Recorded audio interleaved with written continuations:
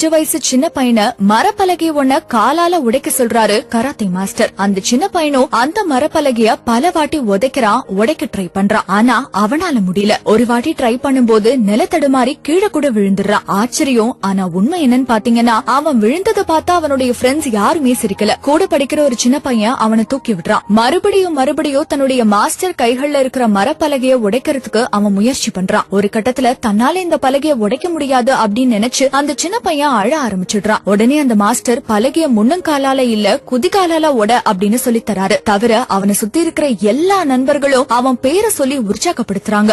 அவ்வளவுதான். ஒரே கிக். மாஸ்டரோட கைகள்ல இருக்கிற மரப்பலகை 2 துண்டா உடையுது. மாஸ்டர் துள்ளி குதிச்சு கொண்டாடுறாரு. அந்த சிறுவனும் தன்னம்பிக்கையோட சிரிக்கிறான். அவனுடைய நண்பர்கள் அவனை கட்டி பிடிச்சு கொண்டாடுறாங்க. தங்களுடைய நண்பனோட தோல்விய பார்த்து சிரிக்காதவங்க அவனுடைய வெற்றிய சிரிச்சு கொண்டாடுறாங்க. இந்த ஒரு வீடியோ தான் இப்ப சமூக வலைத்தளங்கள்ல